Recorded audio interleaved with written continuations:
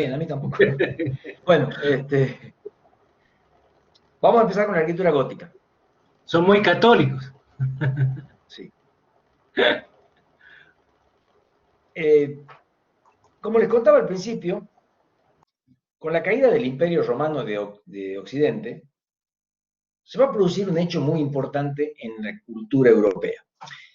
El gran problema fue que, caído el Imperio Romano, las tribus que estaban a la vuelta del Imperio Romano, que estaban en algunos casos sometidas por el Imperio Romano, empezaron a invadirlo al Imperio Romano, debido a que ya no había nadie que controle los límites, ya no había ejército romano que los controle. Entonces empezaron a invadirlo con el único propósito de generar, de nuevo, digamos, de recuperar lo que el Imperio Romano les había robado, o les había quitado.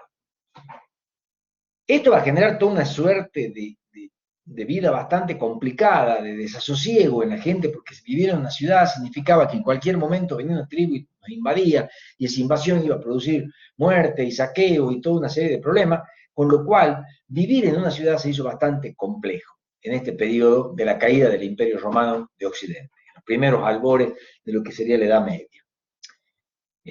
A su vez, también creo que algo les contó el arquitecto Galetti, hubo anteriormente una invasión muy importante que fue la invasión de Atila y los hunos, que prácticamente llegó a las puertas de Roma y no atacó Roma, nadie sabe bien por qué, pero no la atacó. Una de las invasiones más importantes que tuvo que soportar el Imperio Romano, antes fue la de Aníbal, otro guerrero cartaginés, que fue el que atacó y cruzó los Alpes con elefantes, una máquina de guerra nueva para los romanos, que realmente no la conocían, y eso generó una serie de incertidumbres, porque nunca antes habían peleado contra animales, y menos de ese tamaño, como los elefantes, los romanos no los conocían. Bueno, entonces esta nueva forma de vida va a generar que las personas se transformen en personas nómades, en no instalarse en una ciudad determinada por temor a que mañana una invasión o de alguna tribu cercana quite con su vida, termine con su vida, y cuando no, también les roben y les quiten todas sus propiedades, todo lo poco que tengan. Y eso va a generar una cultura de un montón de personas circulando en forma nómade por Europa, vendiendo sus artesanías o lo poco que podían producir, vendiendo o canjeando, porque la economía era en base al trueque, no había moneda, o sea, no había forma de adquirir nada si no fuera por intermedio del trueque. Esa forma, esa nueva forma de vida, va a ser bastante compleja hasta que luego, con el tiempo, se fue tranquilizando las invasiones y la gente lentamente volvió a instalarse en lugares que luego se construyeron ciudades. ¿Y por qué digo esto? Y ahora lo explico. Porque principalmente los comerciantes instalaban ferias temporales de un fin de semana, por ejemplo, en el cruce de dos caminos importantes, por donde sabían que iba a circular gente. Obviamente la idea era que la circulación genere ventas, genere este trueque, genere este intercambio. Entonces, se instalaban en esos caminos por un fin de semana, luego levantaban toda su feria y se iban a otro lugar para volver a hacer lo mismo. Lentamente, en la medida en que se fue tranquilizando las invasiones de las tribus enemigas a Roma, al territorio romano, la gente se fue quedando en esos lugares de la feria. Y en esos lugares fueron creciendo ciudades. Y esas ciudades que fueron creciendo lo hicieron en forma totalmente espontánea, o sea, no había ningún tipo de planificación para crear esas ciudades. Esas ciudades, luego, ya vamos a ir lentamente, fueron adquiriendo una forma de gobierno. Estas se llamaron ciudades independientes, porque no dependían de ningún rey, de ninguna autoridad, sino que ellos elegían sus autoridades. Ya vamos a ver cómo. Esa era una forma de lo que fue el resurgimiento de la vida urbana después de que la gente se fue de las ciudades. También en este periodo, una vez que Constantino aceptó el cristianismo como religión oficial del imperio, los cristianos salieron al mundo a propagar la fe. ¿Por intermedio de quién? De órdenes monásticas. Son las órdenes religiosas que de repente salían al mundo y predicaban la palabra de Dios. Predicaban la Biblia, que en realidad no estaba todavía, la Biblia no estaba todavía, no era un libro escrito, porque era muy difícil de tener un libro, porque todavía no había imprenta, la imprenta fue muy posterior. Así que todavía ellos todavía, no, digamos, predicaban en forma oral. Esas órdenes monásticas también, en algún determinado momento, empezaron a crear monasterios en puntos estratégicos donde los monjes iban a pernoctar, iban a vivir. La idea de esto que tenían los islamistas. Y esos lugares también se convirtieron en monasterios, muchos de ellos alejados también de las zonas mundanas, porque también en este periodo se creía de que el mundo estaba perdido y de que la única forma de salvarse era aislarse del mundo y quedarse por ahí aislado para que nadie, en la oración y que nunca más salir, monjes que se aislaron totalmente del mundo, otros no, crearon estos monasterios, y a la vuelta de los monasterios se empezó a llenar de personas, de gente, que empezó a vivir a la vuelta del monasterio, ya que el monasterio de alguna manera le brindaba cierta seguridad. ¿Qué quería decir? Que si venía alguna vez un ataque, normalmente estos monasterios eran lugares amurallados, todas las personas podían ir a meterse adentro del monasterio y evitar la muerte o la catástrofe en el caso de que haya una invasión. Esa es la segunda manera. Otra era que todos los reyes que habían perdido sus tierras y su poder por el Imperio Romano, en este periodo empiezan a recuperarlas, creando grandes batallas entre ellos por cuestiones de tierra, por cuestiones obviamente de un montón de problemas que ya subsistían de antes, pero que empezaron a recuperar sus territorios. Y empezaron a administrar el gran territorio por intermedio de los señores feudales. O sea, ellos a los nobles que les respondían fielmente, les daban una porción de tierra para que la administren. Estos nobles administraban esa tierra, que eran tierras de cultivo, y tenían a su cargo a todos los agricultores, a todas las familias, a todas las personas que vivían en ese lugar. Ellos tenían que darle al señor feudal el 10% de su cosecha, famoso diezmo, el diezmo es el 10% de su cosecha, a cambio de la seguridad que el señor feudal le iba a brindar, que en el momento de que se produzca alguna invasión, lo iba a alojar en su castillo y evitar que esas personas sean saqueadas y muertas. Esa es otra forma de ciudad que se van a crear en el momento. O sea que tenemos tres ciudades: las ciudades independientes, las ciudades monasteriales y, por último, las ciudades feudales. Bien, en este periodo, como les decía, era tal la lucha que había entre los distintos reyes de distintos reinados, que a un momento al Papa se le ocurrió, che, en vez de pelearnos entre nosotros, ¿por qué no hacemos algo más lógico y más altruista? Y es ir a recuperar Tierra Santa. Y nacieron las cruzadas. Se llamaban cruzadas porque los caballeros que participaban de las cruzadas se marcaban una cruz en el pecho o en su vestimenta y venían los cruzados. Fueron 9 cruzadas, 11 cruzadas, fue un montón de cruzadas. La primera no logró cruzar el Mediterráneo, fue un desastre. La segunda algo hizo. La más importante fue la tercera, me detengo simplemente para nombrarla. 3 grandes personajes de la historia, como Ricardo Corazón de León, el rey inglés, como Barbarroja, el rey alemán, y como Felipe de Francia, que eran los 3 reyes más importantes del momento, van y logran de alguna manera sitiar Jerusalén sin lograr tomarla.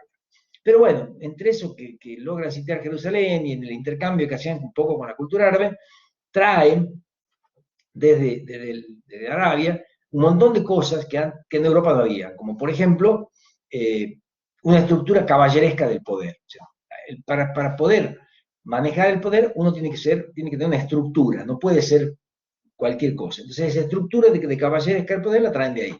Como también traen la escritura arábiga, como también traen una serie de modales, por ejemplo, comer con cuchillo y tenedor, que antes comían con la mano, eran medio salvaje. Bueno, la cultura árabe estaba más evolucionada en ese sentido, le enseñó, digamos, un montón de cosas, y fundamentalmente les enseñó a ser caballero. Hay una anécdota, trato siempre de contarla para que sepan. Barbarroja le presenta batallas en el Lin, que era un jeque árabe, pero tiene la desgracia de enfermarse. Sí, se limpiaban con la piel de los animales, sí, se limpiaban la mano con la piel de los animales, así es. Bueno, tuvo la desgracia, Barbarroja, de enfermarse. Le decía Barbarroja porque, bueno, era pelirrojo el hombre, ¿no?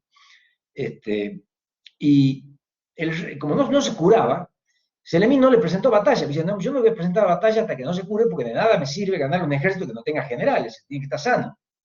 Primera lección. Primero, no voy a aprovechar de una circunstancia que puede llegar a ocasionarme algún beneficio. Quiero pelear con todas las de la ley. como no se curaba, le mandó sus médicos. O sea, Zenelín le mandó los médicos a Barbarroja para que se cure. Y los médicos parece que determinaron que tenía no sé qué enfermedad y hicieron bajar nieve de no sé qué monte, creo que el monte Ararat, y lo pusieron en nieve para que le baje la temperatura. Al final se curó el señor Barbarroja. Cuando se curó, Zenelín le puso una paliza como para que tenga. O sea, eso es lo bueno. O sea, tuvo la virtud de esperar a que se cure su general y después ganarle la batalla. Como, digamos, es una forma de ser caballero, ¿no? Bien, de esa manera se estructuró digamos, la estructura del poder, de lo que fue el poder de reyes en la Edad Media, ¿no? Pero voy a volver un poco a las ciudades independientes. Porque, si bien es cierto, le digo, ¿quién gobernaba en las ciudades donde había un rey? El rey, obviamente. O el señor feudal en el feudo. ¿Quién gobernaba en las ciudades monasteriales? Los monjes. En las ciudades independientes la cosa era distinta. ¿Qué pasó? En primer lugar, en estas ciudades apareció una asociación de personas que trabajaban en la misma actividad. Se llamó el gremio. ¿Qué hacía el gremio? A ver, aclaro esto porque hay mucha diferencia entre los gremialistas o los gremios de ahora con el gremio de esa época. El gremio era una asociación, por ejemplo, vamos a poner un ejemplo, el gremio de los carpinteros. El gremio de los carpinteros asociaba a todos los carpinteros que vivían en la ciudad, con el fin de marcar con qué precio podían vender cada producto de acuerdo a su calidad. Entonces, si yo hacía una silla de una calidad de tercera, tenía un precio. Si otro hacía una silla de una calidad mejor que la de segunda, tenía un precio más alto. Y si uno hacía una silla de una super calidad de primera, tenía un precio obviamente mayor. Entonces, el gremio lo que hacía era proteger, de alguna manera, que el precio del trabajo sea justo. Gremios hubo un montón, entre ellos uno de los gremios más famosos que fueron los gremios de los masones, donde nace la masonería, el gremio de los masones, el gremio de los albañiles, que también protegía eso, quién era mejor picapedrero, quién trabajaba mejor la piedra, quién trabajaba mejor el ladrillo, bueno, todo eso lo protegía. Pero también protegía por si venía un extranjero a querer vender, por ejemplo, si venía alguien de afuera a querer vender una silla en esta ciudad, también le ponía la misma condición, es decir, bueno, primero había que ver de qué silla se trataba, de qué producto, de qué calidad de producto se trataba, para ponerle el precio justo para que esta persona no se avive queriendo cobrar más o menos de lo que cobraban los carpinteros del lugar de residencia. Así nacieron los gremios. Ahora, ¿qué pasaba cuando teníamos que hacer una obra, por ejemplo, una construcción de una iglesia? Y bueno, la construcción de una iglesia mancomuna muchos gremios, el gremio de los carpinteros, los gremios de los albañiles, el gremio de los herreros, etcétera, etcétera, etcétera. Se juntaban muchos gremios para lograr un fin determinado. Esa unión de gremios se llama corporación. Una corporación es una unión de gremios, una corporación de gremios, que sirve a los fines de un producto. O sea, no se puede haber una corporación de gremios, no hay, ni hubo, que sirva para todo. La corporación de gremios sirve para realizar una determinada actividad, como en este caso puede ser la construcción de una catedral, de una iglesia, o de lo que sea, lo que fuera. De la suma de las corporaciones, cuando todas las corporaciones se unían, nació el municipio. Y ahí viene el tema. De uno de los integrantes de las corporaciones se elegía al alcalde, el que iba a gobernar la ciudad. En realidad no gobernaba, perdón. El intendente no gobierna. A nosotros nos quieren hacer creer que el intendente de Salta gobierna. El intendente no está para gobernar. El intendente está para administrar los bienes de la ciudad. Es muy difícil que todos los ciudadanos de Salta nos pongamos de acuerdo sobre qué calles pavimentar. No vamos a poner de acuerdo nunca. Cada uno va a querer que pavimenten la calle de su casa. Entonces no vamos a poner, bueno, para eso está el intendente, para que él administre. Nosotros lo que hacemos es pagarle una tasa, no un impuesto. Ahí viene otro error, y le digo a ustedes que van a ser un futuro arquitecto cuando vayan a la municipalidad. Nosotros pagamos tasas, no impuestos municipales. Es un error. La tasa municipal significa que tiene que haber una retribución. Impuesto puede cobrar el gobierno nacional, no el municipio. Y eso es una equivocación. El municipio cobra tasas. Por ejemplo, la tasa de barrido, alumbrado y limpieza. Yo le pago al municipio una tasa, le doy una tasa para que él administre la limpieza de las calles, la iluminación de las calles, el barrido, la pavimentación, etcétera, etcétera. Son tasas. Tiene que haber una contraprestación a lo que yo pongo. Por eso, mal llamado impuesto inmobiliario. No es un impuesto inmobiliario. Si bien creen que sí, es una tasa. Ellos deberían, con ese impuesto, arreglar las veredas, arreglar las calles, etcétera, etcétera. Por eso viene mi bronca, porque cada vez que uno habla, lo que tenemos de malo es que nosotros ignoramos todas esas cosas y creemos que es así. No, no es así. El intendente no puede cobrar impuestos, puede cobrar tasas. Así que eso podemos discutir a morir a los intendentes. Y no son gobernantes, son administradores. Son simples administradores de un gran consorcio que se llama Ciudad de Salta. Nada más. Ya me descargo, ¿no? Hago mi descargo. Bien. Esto es la forma en que crearon gobierno. Se unieron los gremios en corporaciones, las corporaciones crearon un municipio, y del municipio salió la figura del alcalde, que era el que iba a administrar los bienes de la ciudad. ¿Qué hacía el alcalde? Por ejemplo, construir muralla. Ahí construir la muralla. Bien, tienen que aportar todos. Y ahí viene el tema. ¿Cómo sabemos qué cantidad de habitantes tiene la ciudad? Y ahora me detengo de nuevo, porque ahora voy a ir a la parte religiosa. Porque está todo ligado. Acá se empieza a ligar todo y permítanme que por ahí mezclen rápidamente muchas cosas, pero es importante que lo sepan. La Iglesia Católica estaba en pleno auge de su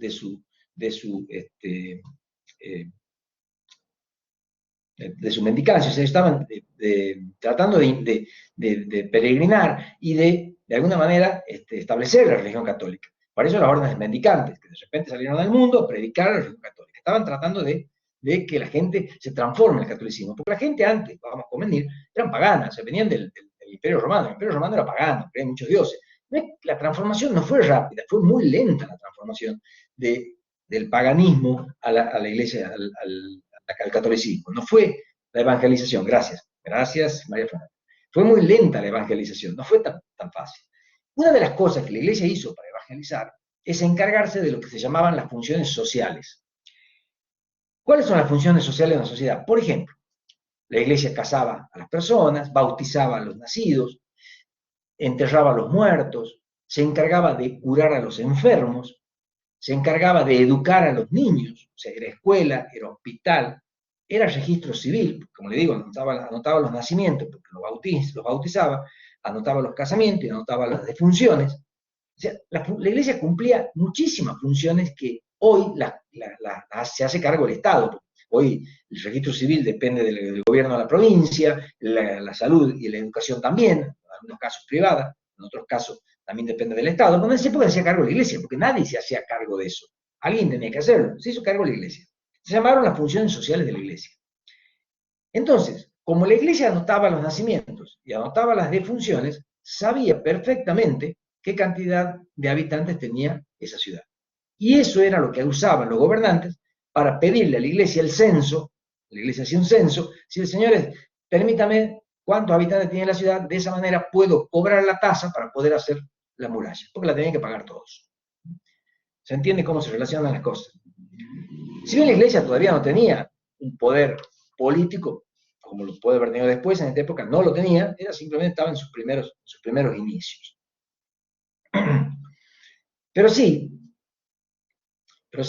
la iglesia empezó un trabajo a conciencia muy importante, que fue fundamentalmente una teoría de Santo Tomás de Aquino, que descubrió, o mejor dicho, inventó un sistema por el cual yo no podía imponer la fe, pero sí podía darles herramientas racionales y suficientes para que una persona creyera en Dios, obviamente, y en la venida de Cristo. Se llamó la escolástica. La escolástica es la reconciliación entre la razón y la fe. O sea, yo no puedo obligarlos a tener fe, pero sí puedo darles elementos racionales para que ustedes tengan fe. Esa manera de trabajar con la religión fue la que les permitió convencer, evangelizar a muchas personas, ¿no? Por intermedio de la razón. Claro, porque era muy difícil explicarle a una persona que vivía en el año 600, 700, 900, que había venido un Mesías, que había promulgado una serie de normativas, había salvado al mundo, etcétera, etcétera. Muy difícil explicar eso porque la gente no lo había visto, no lo había vivido ni siquiera el periodo. Entonces, bueno, eso lo hizo este señor Santo Tomás de Aquino, uniendo estas dos razones, ¿no? Con la escolástica. Bien, eso ya lo vamos a ver cuando veamos la arquitectura, cómo se ve reflejado en las iglesias este sistema de escolástica, ¿no? Por otro lado, perdón, vamos a hablar de la gente que vivía en las ciudades. La gente que vivía en las ciudades vivía dentro de las ciudades y más o menos como era la arquitectura, ¿se acuerdan? Las ciudades griegas, producía sus alimentos fuera de la ciudad y se alojaba dentro de la ciudad. Esas personas que vivieron dentro de la ciudad se llamaron burgueses, porque vivían dentro del burgo. O sea, la palabra burgués, que hoy está bastante defenestrada, porque decirle burgués a alguien es decirle que es una persona que, no sé, que vive muy bien económicamente, que está relajado, burguesado, no es el objetivo, no fue la primera apreciación de la palabra, no el primer significado de la palabra. Burgués significaba la persona que vivía dentro del burgo. Era el habitante de la ciudad, era un burgués. ¿Por qué digo esto? Porque después vamos a ver cómo esto va a ir modificándose a lo largo del tiempo. Pero por ahora entendamos que los burgueses eran estas personas que vivían dentro de las comunidades. Y vivían en lo que se llamaron comunidades de interés. ¿Qué significaba eso? Que todos trabajaban por el bien común.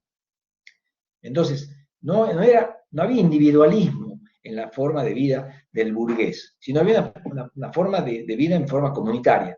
Todos trabajaban en un solo fin. Por ejemplo, cuando tenían que construir un edificio público, vamos a llamarlo una iglesia, todos trabajaban en la iglesia. De alguna manera todos trabajaban, cumplían tareas en la iglesia. ¿Por qué? Porque lo que ellos querían era tener ese edificio. Entonces, no era que había una ansia solamente de una o dos personas o de un grupo de personas de construir ese edificio, sino la ansia estaba en todo el pueblo, entonces todo el pueblo colaboraba con la construcción de ese edificio. Ejemplo está, han pasado muchos años y sin embargo, para quien conoce la iglesia que la diseñó Antón Gaudí, la Sagrada Familia en Barcelona, que los catalanes no aceptan que ningún país o ninguna empresa les ponga dinero para hacer la iglesia. Ellos siguen construyéndola con sus impuestos. Forma de ver el mundo. Y eso ahora, ¿no? Ya está terminada la Sagrada Familia, pero no hace mucho que la terminaron.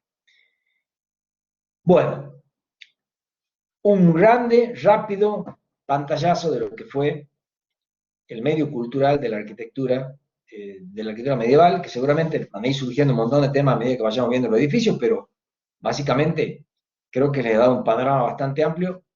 ¿Qué pasa de lo que es la arquitectura, el medio cultural medieval? Que esto va a durar aproximadamente hasta el 1300. En el 1300 va a haber un cambio, que ya vamos a hablar de él, y en ese cambio se va a producir otro periodo que es el Renacimiento, que es el periodo que sigue. Pero por ahora vamos a ver esta arquitectura que es bastante interesante desde el punto de vista espacial y desde el punto de vista de lo que van a lograr en sus edificios. A ver, voy a tratar de nuevo va a demorar un poquito, pero no importa, de cargar otra vez, vamos a compartir.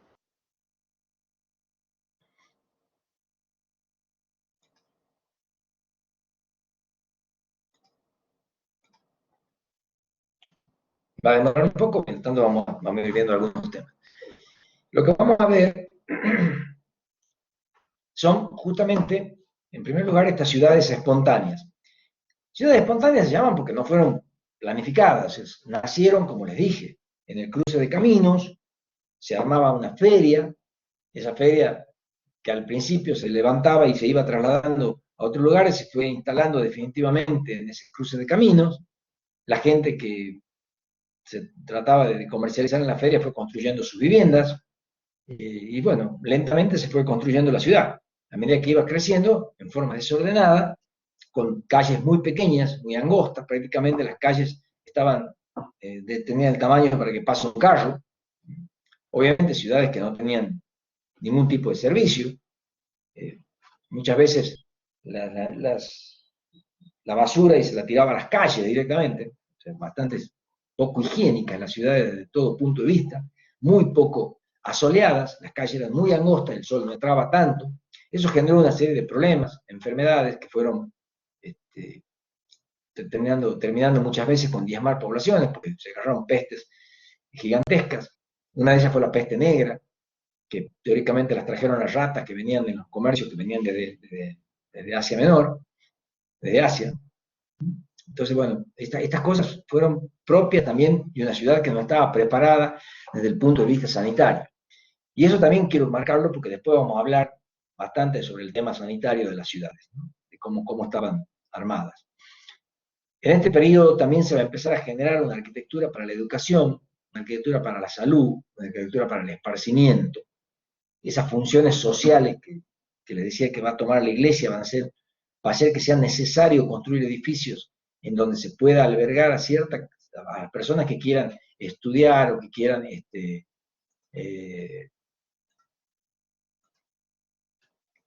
curarse, también, de alguna manera, también quieran esparcir, ¿no? Que dan un esparcimiento. Bueno, ahí voy a empezar a compartir la imagen. Bueno, lo que ven ahí son todas las invasiones de las distintas tribus que sufrió Europa después de la caída del Imperio Romano. Miren la cantidad, por todos lados. No sé si ven ahí, hay una línea que dice los hunos, los visigodos, los burgundios, los vándalos, los francos. Bueno, miren todos los sajones en el norte, allá en Inglaterra, los vándalos acá en África, llegaron hasta parte de Italia, hasta Sicilia, hasta Cerdeña. Todo eso son las invasiones que sufrieron después de la caída del Imperio Romano. Todas estas tribus estaban a la vuelta del Imperio Romano, como verán, son todas, vamos a poner la manito, son todas perimetrales al Imperio Romano, por acá terminaba el Imperio Romano, y que empezaron a invadir el Imperio Romano buscando recuperar las riquezas que habían perdido, los terrenos que habían perdido, una especie de desmadre que hubo en Europa terminado el Imperio Romano.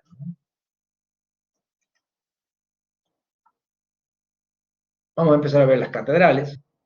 Esta es la Catedral de Reims. El arquitecto Jean de Orbès, como ven arriba, es uno de los arquitectos. Jean de Orbès es uno de los arquitectos. Ya son 5 los arquitectos, el más conocido es Jean de Orbès. La catedral se terminó en el año 1211. Arriba siempre van a ver el nombre, el arquitecto y el año de terminación. Sin embargo, esta catedral demoraron en construirse 200 años. Por eso pasaron tantos arquitectos.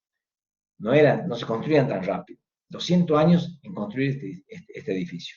Para construir este edificio, que están todos ubicados en centros estratégicos de la ciudad, hay que tener en cuenta que la ciudad ya existía. Entonces, para poder construir este edificio hubo que demoler parte de la ciudad para poder elevar este edificio. O sea, que lo que le podían sacar a la ciudad para construir este edificio no eran los espacios que hoy vamos a ver en las catedrales góticas de Europa, donde hay unas grandes plazas. Esas plazas no existían. Prácticamente las calles eran de 2 o 3 metros y circundando a la iglesia en este sentido. O sea, eran bastante poco espaciosas las calles. Quiere decir que desde acá, de esta línea azul para arriba y de esta línea azul para abajo, había viviendas. O sea, no había tanto espacio como para que la ciudad, para que la catedral esté ubicada en un gran predio. Como hoy lo están, porque bueno, fueron limpiando el entorno inmediato y fueron quedando ahí solitas las catedrales. Y esta es la catedral de Reims. Reims es una ciudad francesa a donde se coronaban a los reyes franceses. En esta catedral se coronaban a los reyes franceses. Bien, ¿qué tiene esta iglesia? Uno de los principales hechos que tiene esta iglesia es el tamaño. Esto que ven acá, esta iglesia es una iglesia que tiene un tamaño bastante grande. 3 naves, una principal y una nave lateral que, como ustedes ven, da toda la vuelta, pongo la manito, da toda la vuelta a la nave principal. ¿Ven que da toda la vuelta a la nave principal? Bueno, esa nave se llama deambulatorio, porque servía para deambular, para caminar a la vuelta de la iglesia sin interrumpir lo que se estaba desarrollando acá en el medio.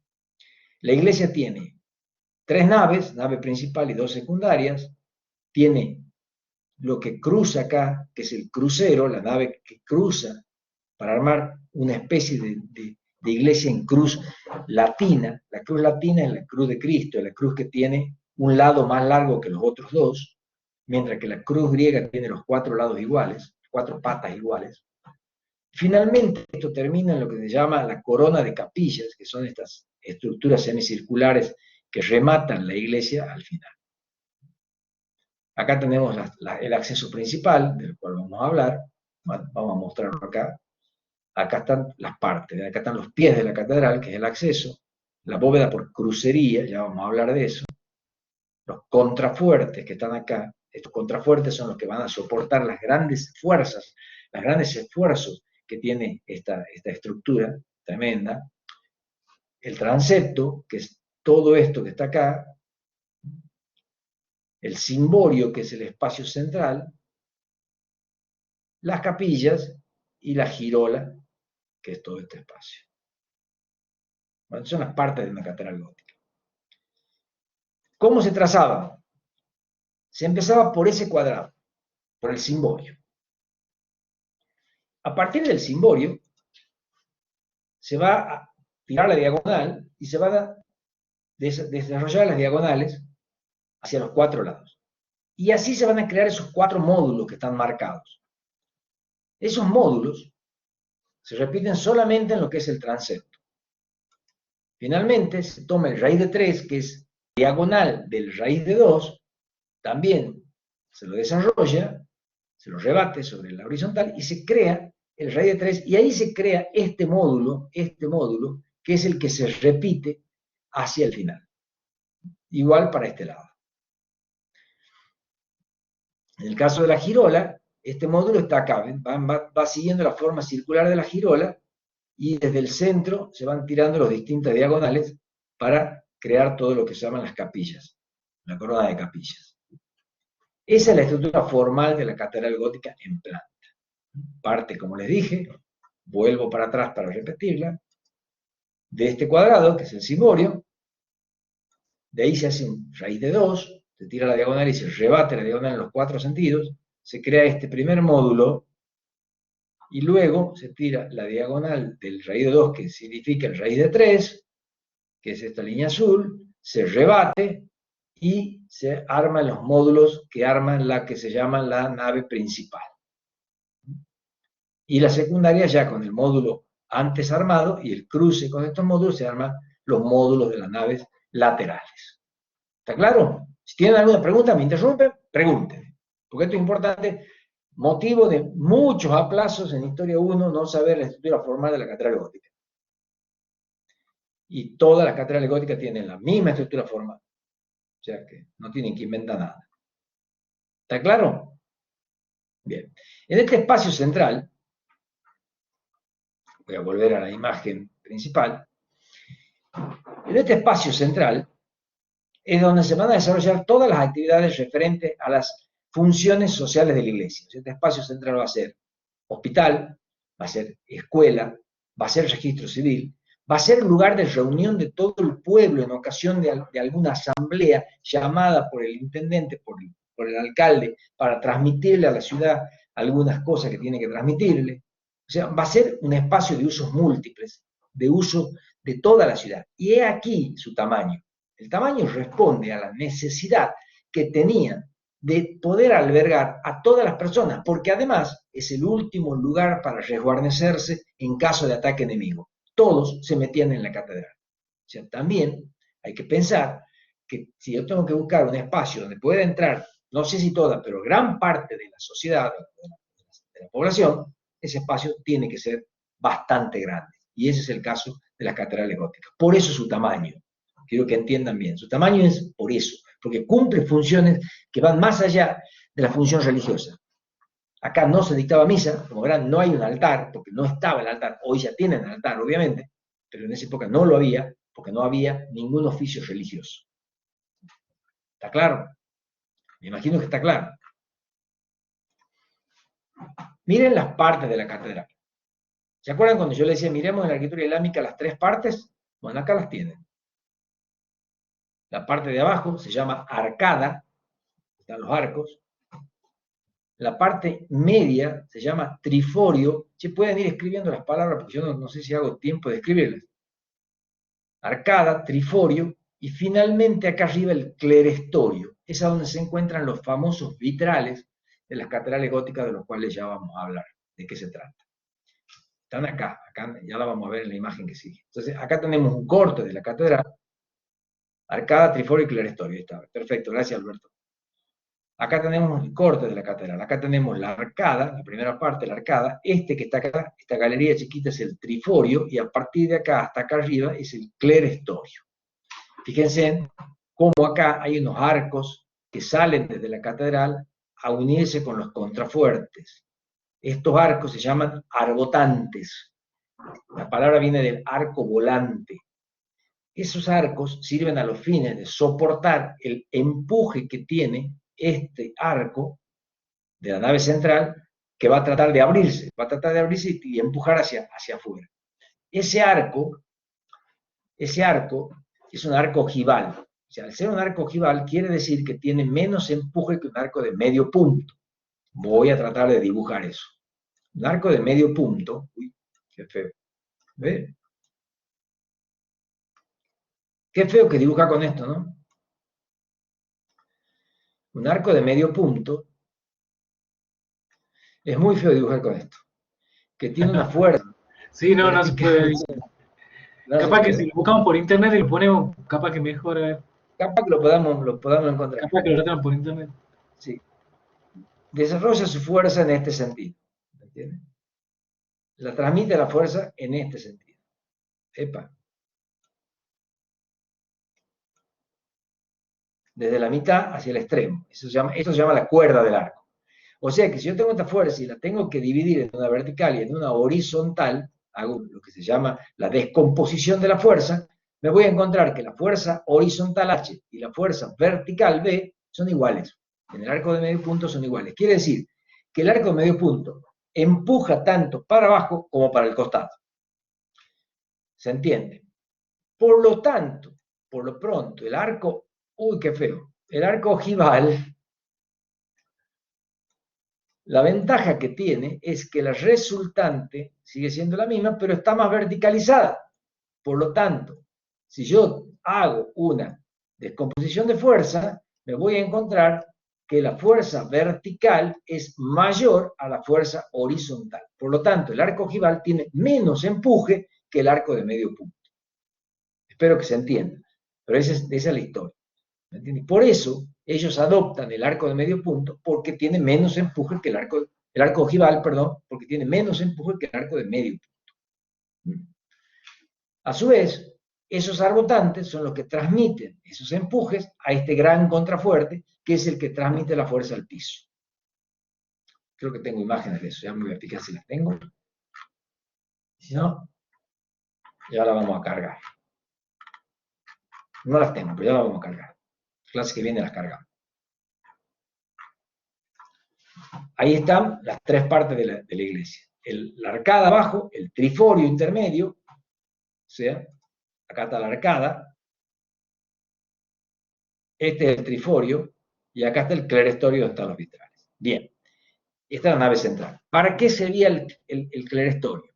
En ella, en esas ventanas, con vidrios de color muy pequeños, porque el vidrio en ese momento recién se había descubierto el vidrio no es ni más ni menos que haber calcinado la arena, el vidrio se produce de la sílice, alguien dejó de haber dejado arena en un frasco al fuego durante un montón de tiempo y se cristalizó y dijo, mira, vidrio, bueno, empezaron a producir vidrios muy pequeños, no podían producir grandes paños de vidrio, sino vidrios muy pequeñitos, esos vidrios pequeñitos los vinculaban con plomo y armaban figuras, armando un vitró con figuras. Esas figuras eran figuras religiosas. Entonces, los alumnos circulaban por este espacio central junto con los maestros, que eran los sacerdotes, y les iban explicando, mirando hacia arriba, las distintas imágenes. Imágenes que iban reflejando, voy a volver a la iglesia, distintos aspectos de la Biblia. Por empezar, todas las iglesias están orientadas. ¿Qué significa? Que todas las iglesias miran a oriente. Quiere decir que todas las iglesias miran al este, miran hacia donde nace el sol. Entonces, toda la fachada, donde está el rosetón, que ya vamos a ver, estaban dedicadas a las imágenes de la Virgen, que es quien le da vida al sol, le da vida a Jesús. Jesús está representado con el sol. No se olviden que Jesús, en una de sus citas, dijo, yo soy la luz, la verdad y la vida, o sea, soy la luz, el sol. Entonces, en este frente estaba reflejada la vida de la Virgen María hasta el nacimiento de Jesús. O sea, está cuando el ángel Gabriel le dijo, le hace la anunciación, ahí está marcando los distintos orientaciones, ahí está, hasta que nace Jesús. Bien, nació Jesús. Sobre la cara sur, tengamos en cuenta que estamos en el hemisferio norte. El sol siempre pasa por el ecuador, depende de qué lado del ecuador esté. Por ejemplo, nosotros que estamos en el hemisferio sur, el sol pasa por el norte, pasa por la parte norte, porque el ecuador para nosotros está al norte. Pero acá que están en el hemisferio norte, el ecuador les pasa por el sur, se les pasa por el lado de abajo. ¿Por qué? Porque el ecuador está al sur de ellos. Entonces el sol, que acá sale por el este y hace un recorrido que tiene que ver con Exactamente. De esta forma, ¿no es cierto? Acá están representadas las imágenes del Nuevo Testamento, o sea, la vida de Jesús. Sobre la cara sur está toda la vida de Jesús. Toda su vida, sus milagros, todo lo que hizo Jesús, sus prédicas, las bienaventuranzas, el sermón de la montaña, me refiero, bueno, todo está ahí. Sobre la cara norte, sobre la cara norte, que está acá arriba, donde no está el sol, están reflejadas las imágenes del Antiguo Testamento, porque no había nacido Cristo. Entonces ahí no estaba el sol. Ahí está Moisés, Abraham, todos los profetas están ahí arriba. Toda la historia de los profetas acá arriba. Y sobre la cara oeste, a donde se pone el sol, está pasión, muerte y resurrección de nuestro Señor Jesucristo. Ahí se cuenta todo el juicio de Poncio Pilatos, la crucifixión, luego la resurrección de Jesús, bueno, todo está ahí. O sea, así está contada, así está relatada la historia, y los sacerdotes, con sus alumnos, caminando por la nave central, les iban relatando, deteniéndose en cada estación como un vía crucis, y en la medida en que llegaban a la estación, les relataban la imagen que ellos estaban viendo. Y de esa forma fueron convenciendo a la gente, como un cuentito, convenciendo a la gente para que se transformen al catolicismo. Eso es uno de los ejercicios que hizo la reconciliación entre la razón y la fe, ¿no? Entonces acá están los vitros. Acá vemos otra parte, vemos la arcada, el triforio acá arriba y el clerestorio. Y acá vemos justamente la cara de donde nace el sol, la cara este, que es el rosetón. Bueno, acá ven que los vitros no están. Bueno, estos no están porque en muchos casos, lamentablemente en la Segunda Guerra Mundial, las bombas hicieron explotar todos esos vitros, y el vidrio que se hacía en la Edad Media era tan de mala calidad que no se lo puede reproducir, entonces no conviene hacerlo de vidrio de nuevo, y lo pusieron blanco, diciendo, bueno, había un vitro ahí, pero evidentemente ya no está, ya se perdió, lamentablemente se perdió. Fíjense, ahí está justamente el vitral de Reims. Si acercamos la imagen, si pudieran acercar la imagen, acá en el centro ya está la Virgen con el niño en brazos, o sea, ya nació. Todo a la vuelta cuenta la historia de María, toda la peregrinación hacia Belén, bla, bla, bla, bla, hasta que nace Jesús. Ahí termina la historia de María, y termina la explicación de ese frente, y hay que darse vuelta ya sea para el Antiguo Testamento o para el Nuevo Testamento, para contar otra historia.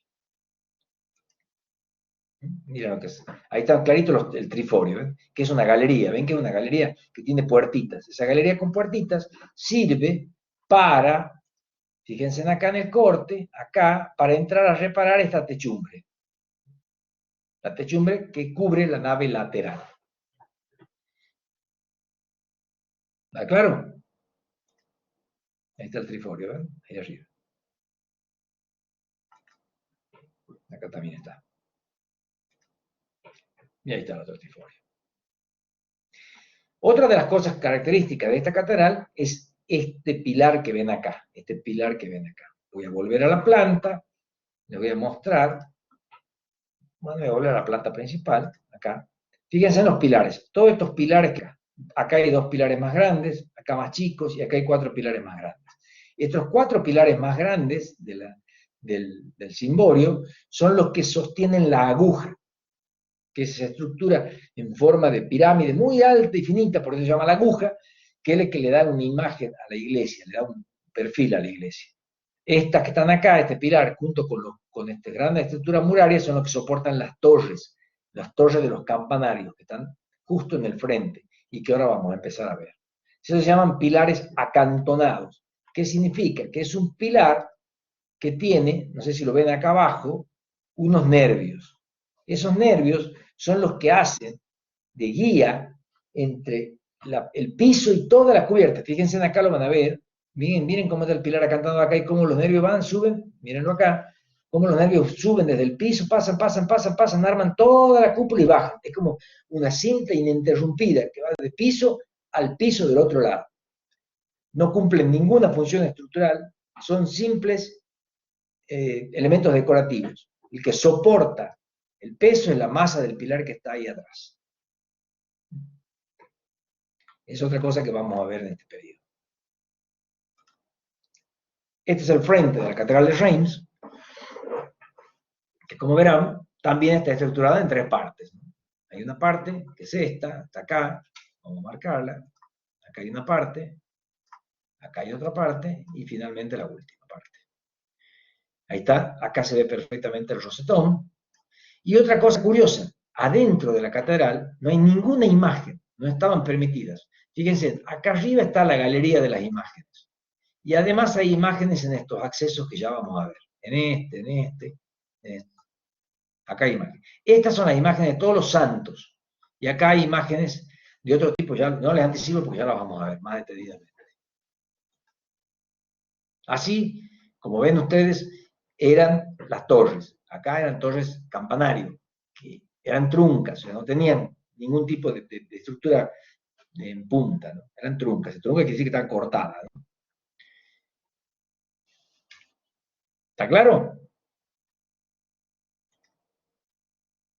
Acá están las partes de la catedral. Acá está la arcada, el triforio, el clerestorio, donde están los vitrales, la bóveda por crucería,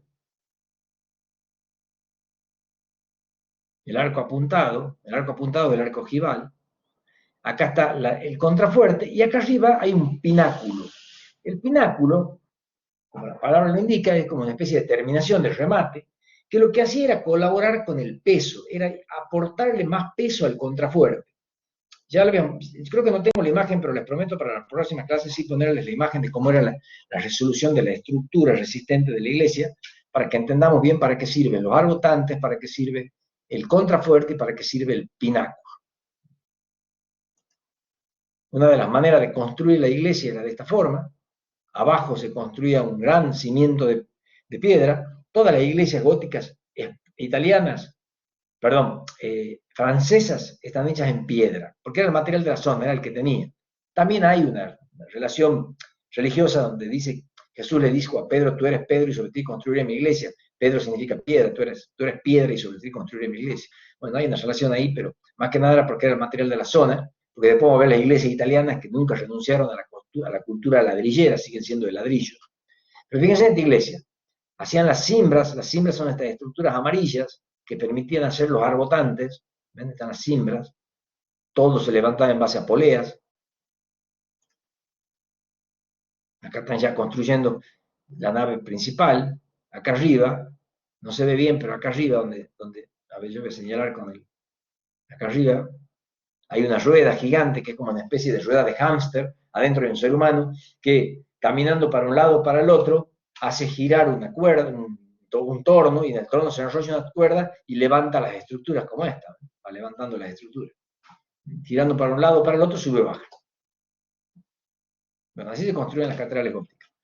Con techos muy empinados, porque en los lugares donde se construían en Francia eran lugares donde nevaba, por lo tanto había que sacar rápido la nieve de los techos. No se olvide que la nieve aporta un peso extraordinario al techo y lo puede hacer colapsar, lo puede hacer derrumbar por peso. Entonces lo que hay que hacer es rápidamente sacar la nieve. Finalmente esa estructura de madera era cubierta con una estructura de plomo o de cobre, dos materiales muy maleables que se unían entre ellos.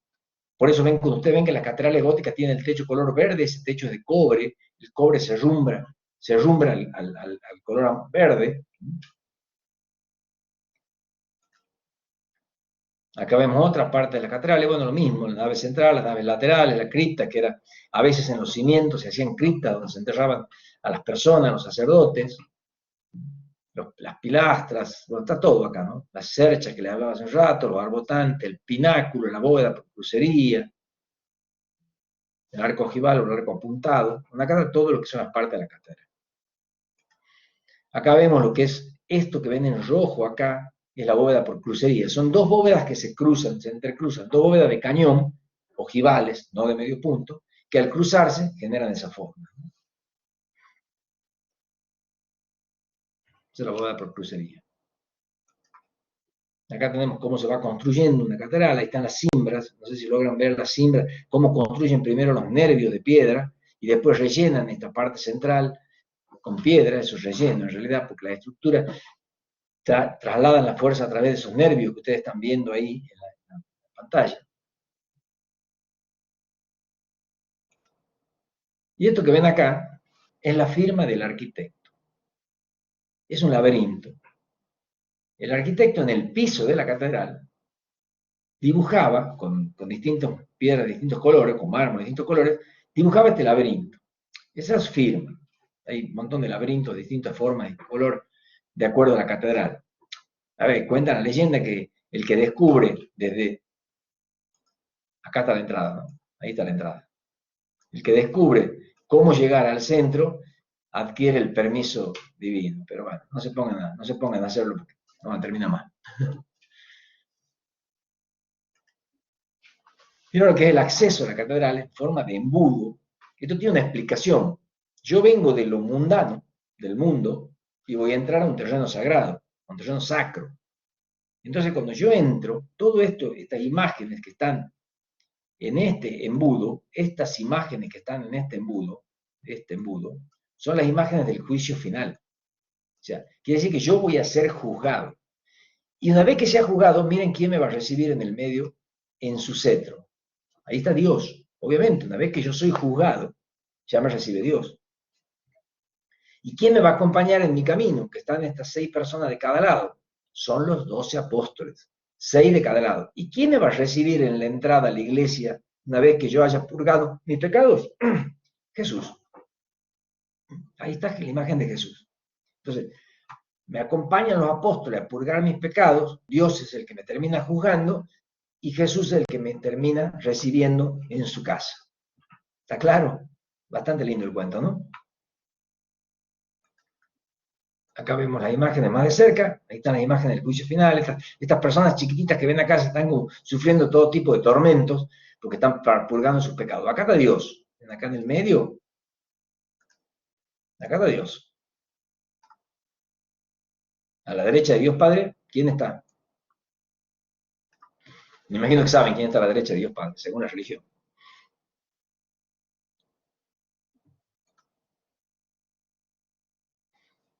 Ahí está, como es el sistema. Acá hay otro pórtico, acá no está Dios, es un pórtico lateral, pero sí está Jesús, siempre está Jesús recibiéndonos, siempre está. No sé qué le pasa a esto.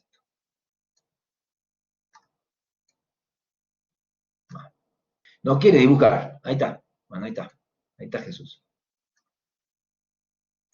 Y los 12 apóstoles, de cada lado, 6 de cada lado. Bien, vamos a cortar acá, con esto después vamos a seguir en la arquitectura gótica, todavía falta, pero bueno, para mostrarle la última diapositiva, que es precisamente acá el arco ojival, o el arco apuntado, parece una ojiva, la bóveda por crucería al lado.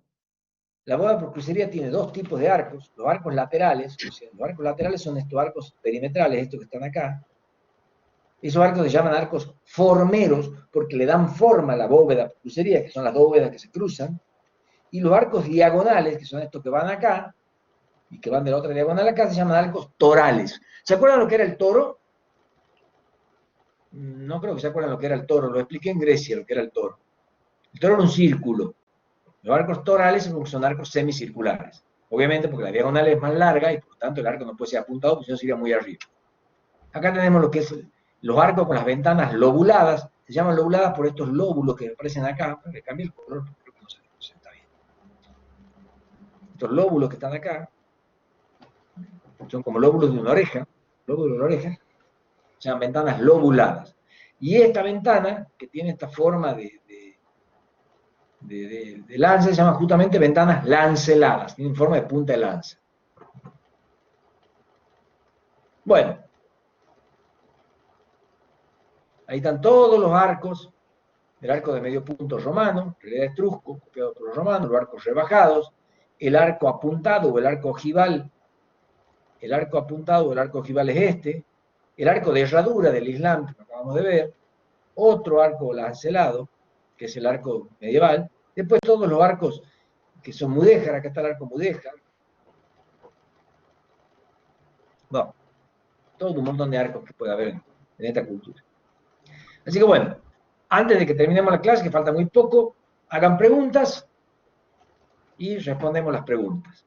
Pueden hacerlo con micrófono abierto o escribirlas en el chat.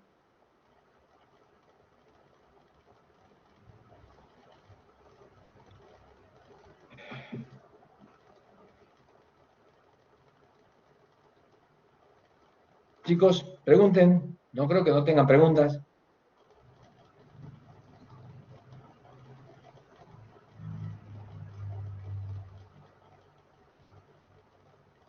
No les creo, Beto. Como siempre. Está el foro también, si quieren preguntar. Pero bueno, Pueden sería bueno. preguntar por el foro también. Bueno, hoy hemos hecho un panorama bastante rápido, muy limpio con el Islam y parte de la arquitectura medieval. Ya vamos a seguir con la arquitectura medieval la próxima clase y vamos a iniciar también con el Renacimiento. O sea, vamos a hacer una continuidad. Pero bueno, ya nos queda poco la arquitectura medieval para ver, pero lo que vamos a ver es interesante también. Y después vamos a ver la arquitectura del Renacimiento. Bueno, si no tienen ninguna pregunta que hacer, les digo Estamos viendo. hasta la próxima. Ya voy a poner el link de la próxima clase, que va a ser el miércoles que viene, misma hora. Y ahí nos estaremos viendo. Nos vemos. Chao, chao.